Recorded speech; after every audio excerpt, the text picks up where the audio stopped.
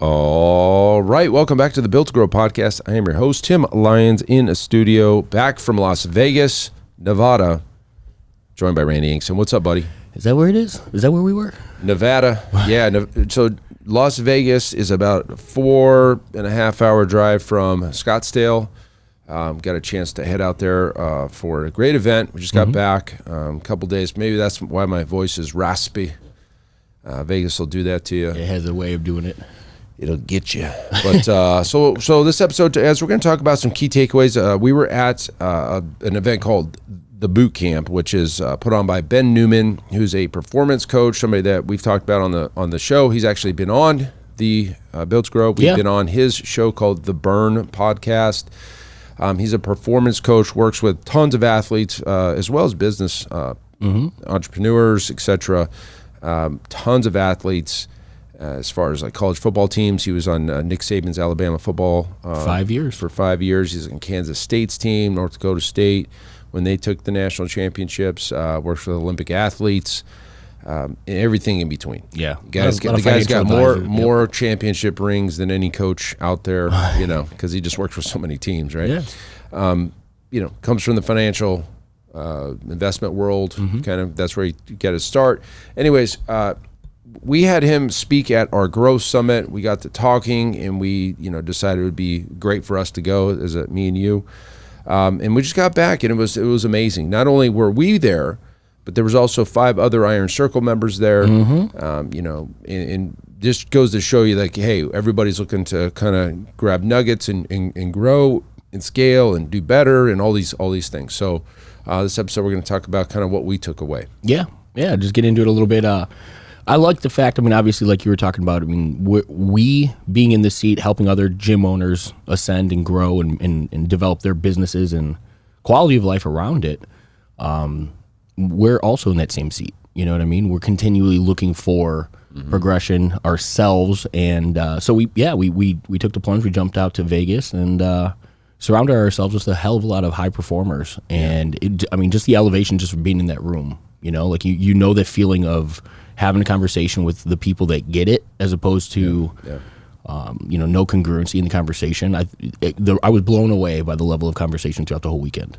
Yeah, people are definitely going after it in that room. And so, we'll just kind of walk through kind of stuff that I heard, listened to, observed, etc. It was very Growth Summit-esque. Sure. And that's the first thing I noticed because, I'm very involved in the planning of the Growth Summit. And so I walk into the room and it was literally the same setup, right? The way the tables were to the stage and the stuff on the sides and the backdrops and the projectors, whatever. It was a familiar room. Sure.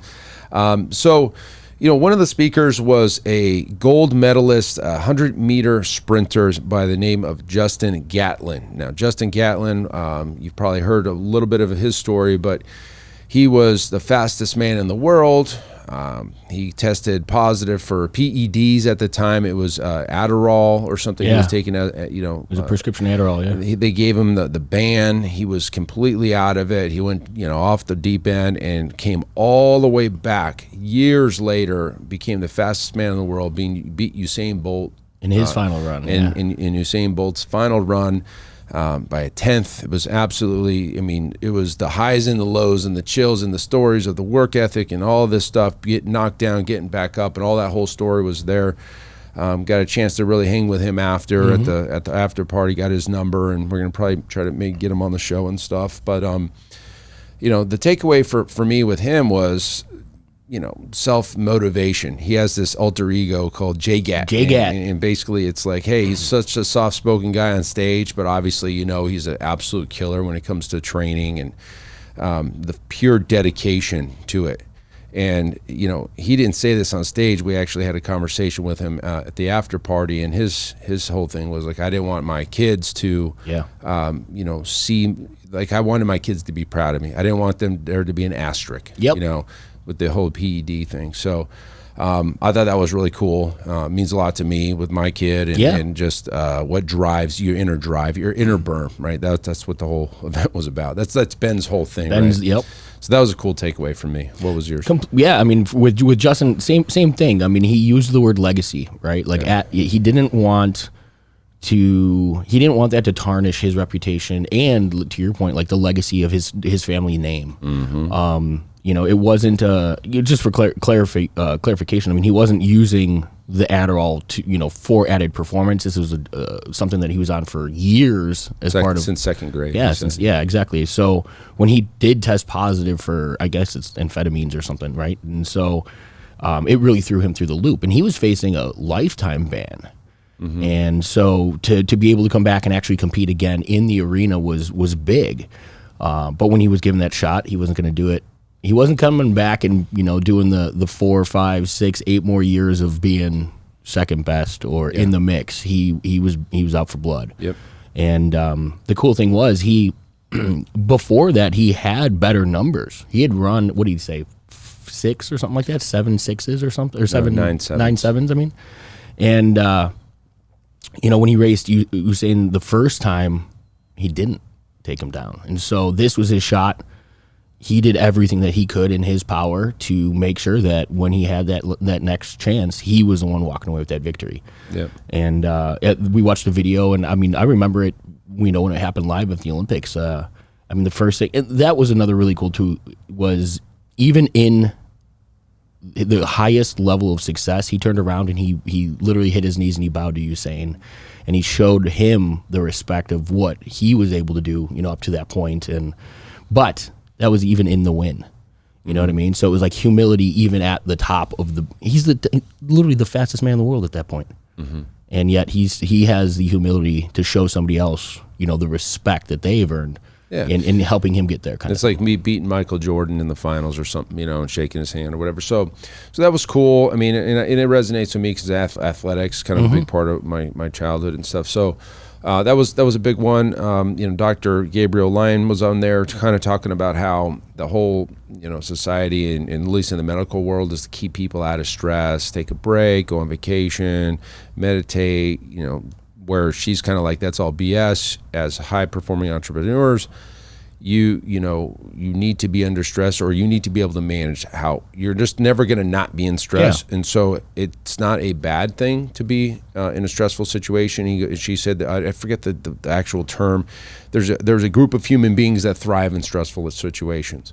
And I think we relate a lot to that because, high performers, you're always under the gun. Yeah. You're always being pressed to get up early, stay up late, get the job done, take the big risks. There's always something pending in balance. If that fails, this could take me out. Or, whereas normal Americans, I guess human beings working 9 to 5, there's not the same level of stress and risk where high performers, Navy SEAL types, entrepreneurs, big time athletes. And so she just broke down the science behind all of that and the blood work and how that how it's okay, honestly, and how it should be expected. Yeah. And what you can do to increase your body's level of stress response, like the tolerance of stress response, right? Not allowing those, it's literally just like you go through life and you don't feel the levels of stress because you've created a physiology that can tolerate it. And for me, I love that because it ties in the mind to the body a little bit, the habits and the performance and all of that in one big mix. But I think that's truly what a lot of entrepreneurs should be embracing. She said that we basically learned that the flight or fight response is not everything. We can absolutely change our physiology and through our habits and through our actions, through our diet, and the same things that we would be telling our clients probably, we as entrepreneurs need to embrace those so that we can be a better performer across the board. Right. And we have an episode several ago, we talked about entrepreneurial scars. And it's the same principle of, hey, the first time you face a loss of an employee or something didn't go right, it crushes you. You're like, oh my God, what do I do? And then the next time it's not as hard. And then finally, like you've been in it 10 years, nothing's really affecting you. Doesn't phase you. Yeah. We're kind of talking to Zach about that before. It's like, yeah, we're losing a coach. We know that. Been here before. He's going to probably have to pick up a shift or two until we find something, whatever it is. And it's just like, okay, it's not cool. It's not fun. It's not what we want, but it's not going to like completely throw us off the rails. Exactly. Yeah. It's you've been here before type of thing. And that's really, she was showing the science behind that. Yeah. Where we kind of knew it and understood it and intuitively I get it, but like, okay, I see what she's saying now with the the data and everything there. So that was super cool. Tim Grover kind of finished the whole thing out. For those of you that don't know who Tim Grover is, he's back in the heyday of Michael Jordan, he was his personal trainer. Michael Jordan was the first person in the entire league to hire somebody outside of the team's supported staff. Correct, and that was Tim Grover. He obviously worked with Kobe Bryant, Dwayne Wade. A lot of people know who he is from his books, Winning, Relentless. I've read them both. Great books. Was really cool. There was a plank challenge going on, and here he comes as the final speaker. We're in this separate room away from the actual the stage and stuff. We're in this other room kind of doing this plank challenge that Ben had everybody doing. And he walks in with a suit and tie, little man, just way smaller in person than I've ever thought. I mean, and he's got a big personality, but he's very he's small in stature. And he just walked right into. He gave eye contact to Ben, a little nod. I watched the whole thing go down. He started coaching the people in the planks. He's like, it's supposed to hurt, and it was just like it was built into his DNA to be a coach. It was really, and how old is he? 60s, maybe late 60s, maybe. Great, and it was just really cool. And Ben, during that whole thing, he tapped. He said, "Man, this is the great. He's the greatest. Just watch him." You nailed it too. I mean, it was so fluid for him. Like he didn't know how not to go coach them. Correct. You know what I mean? Like he walked in that room and gravitated towards those that were in the suck. Like it was miserable. At this point, guys, like these people were probably 13, 14 minutes into their plank when Tim walked in the room. And that was halfway. I mean, they finished, the two final guys were over 33 minutes. Yeah, it was pretty wild. A heads-up challenge. But think about it from, me and a couple of the other guys were joking, you got Tim Grover in your ear. What does having just that man speaking to you while you're doing that work, how many more minutes were given just simply because Tim Grover's in your ear telling you certain things? You know, like the power of that man's message impacted what they believed to be true, what they were capable of. I talked to Matt, one of the two competitors. He came in second, and he said up until that point, the longest he'd ever planked was 10 minutes. And he tripled it. And he did and he said, he's never trained for anything like that before, didn't think that he was even capable or it was even possible. Yep. But, we talked about that. Somebody else mentioned, I don't know if it was Tim or one of the others from stage, but like the Goggins talks about it in his book, right? The 40%, when your mind gives up, you're only at 40%. You've got 60% more capability still in you, but the mind gives up before the body does. And, to watch him come in and tap in and just dial those guys in, it was really cool to see firsthand. Yeah, that was before his presentation. So that was really cool. And then, his presentation was really about, people who are motivated by others and people are internally motivated. It's really what it came down to. And was really interesting. If you need other people to motivate you, then you're always at their will versus somebody over on this other side of the stage. You call them buckets, right? Yeah. Or if you're in this bucket or this bucket. And it was just, of course that's true. When you're over here self-motivated, you have no friends, you're focused on the goal, you're going to do all the things that you need. You don't need any motivation. No. You don't need any. Well, he started it by saying if you're in this room, you're already out of this bucket, right? We know you have the motivation. You have all of what you need to do it. Yep. That room's already over there. I can't make you motivated. You already have it. Like that's already in you. And so it was just really the difference between for greatness, what kind of things you got to give up, and if you think he has a famous quote by now, it's been in several books. If you think the price for winning is great, wait till you get the bill for a receipt. Regret. For regret, right? For regret, and of course, like in the sports world, that makes total sense. But also, what about the business deal that you didn't do, or the thing you should be doing in your business that you're not, like? Maybe getting a second location or buying the land or buying that real estate and all those things that scare you. Well, sure, that's the price of winning. What about 10 years from now, finding out that building that you could have bought for $1 million is worth $4 million now, and you could have had $3 million in equity and had probably all $4 million because you paid it off by then. That's the bill of regret, right? And that's really that's it. That's what it comes down to. when it comes to business, and this isn't anything else, and this is my own take, like you have to have risk. You have to have risk tolerance, but you have to take huge chances if you want to win. Yeah. Most people don't, and they're going to stay average or in the middle, and maybe that's okay for some. For people listening to the show, you're a gym owner. You're not okay with average. I mean, you want to be the best. You want to have you didn't sign a personal guarantee or a 5 or 10 year lease to just break even. Like that's just not that was never crossed your mind. You did this. You took all this risk to win big. But what aren't you doing today to make those things happen, right? And that's really the big message for the whole weekend. You want this. You're acting like this. What's the gap? Yeah. What are the things you need to do to get it done? And if you're not making those things happen, change it immediately, right? And that's really what it came down to. Yeah, I mean, the common thread throughout the whole thing, and that's a Ben thing from minute one. I mean, he was obviously, like he said, he's very intentional about what speakers were there and what they were bringing to the table across kind of the pillars of life.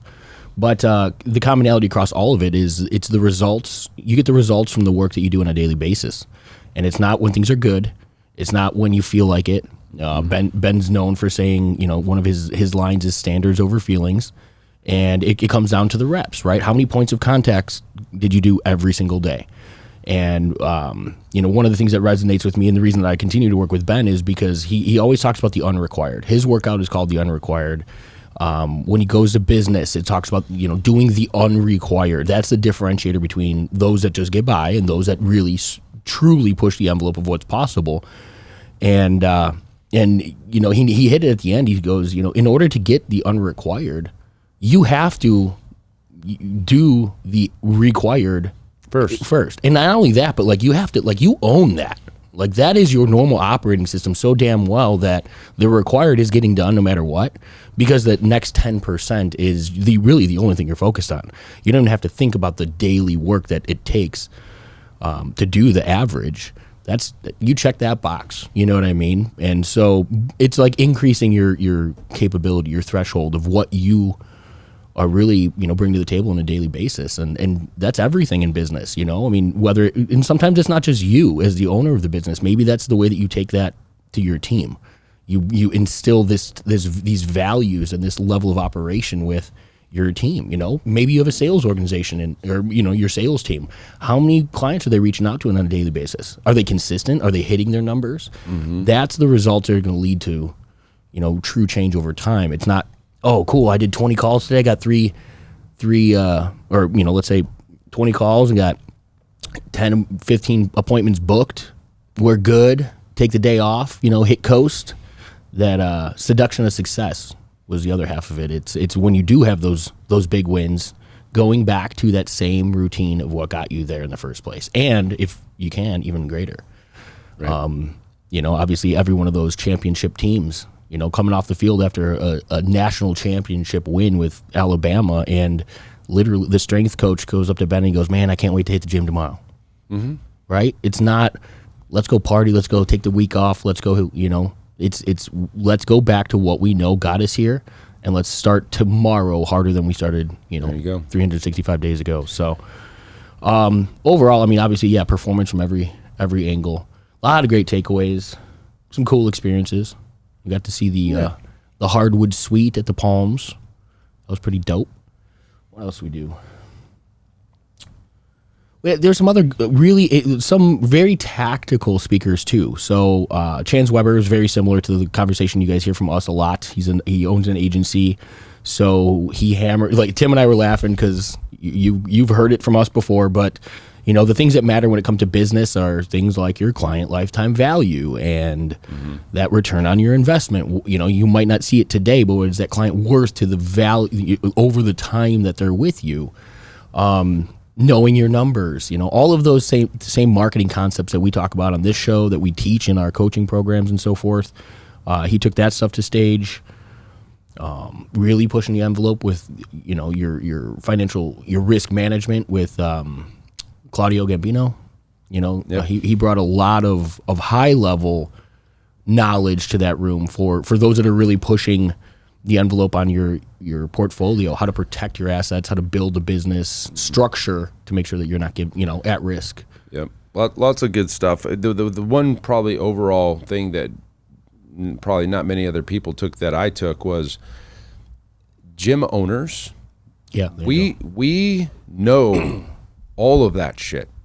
I've been taught all of that or learned it on my own at some level, where this was brand new information for a lot of those business owners that were in there. I mean, there was contractors and financial people and all. That's the biggest difference between like a Grow Summit and that event was there was all different industries versus just fitness.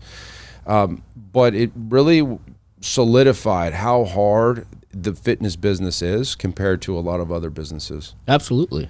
And for him to sell out a room, 150 people at the minimum ticket was like over $5,000 or $6,000. That's because they're in different industries, right? Like there's more money in other industries. But gym owners, you work your ass off. You have to understand the marketing, all the stuff that this high-end multi-million-dollar marketing agency was trying to teach the businesses that he works with. We've taught you guys already. The math of marketing. I mean, those tax strategies that one of the major players in the industry is talking about.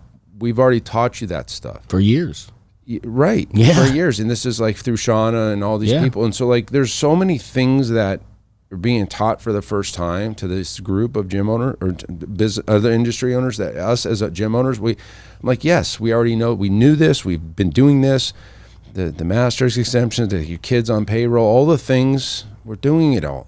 Mm-hmm. And I mean, great. Maybe it's a pat in the back, but it's also just really eye-opening to me that why gym owners have to have done all of this, because the business that we're in doesn't spit off massive profits to where you can just pay other people to do all these things for you. You've had to learn it yourself. Yeah.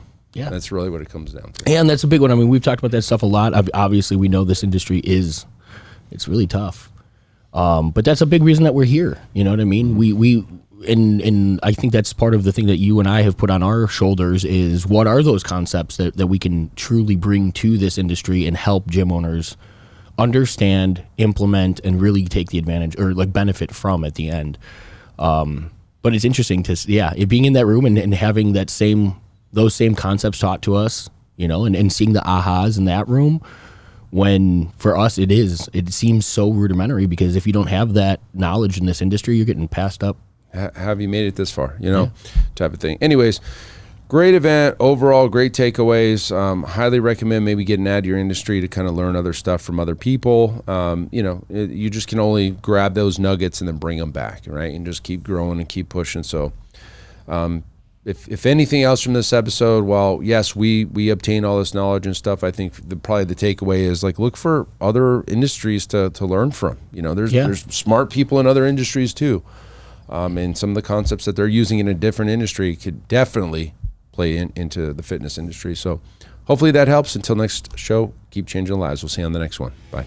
All right, and thank you for listening to that episode of the Built to Grow podcast, where we help gym owners win. Now, do you want to connect with me and other gym owners online? All you need to do is join our private Facebook group, Business Talk with Fitness Professionals. Just head on over to Facebook and type in Business Talk with Fitness Professionals, and when you do, we're going to give you our 10 marketing strategies 7-figure gym owners use to win. I look forward to seeing you in the next episode. Until then, keep building something great.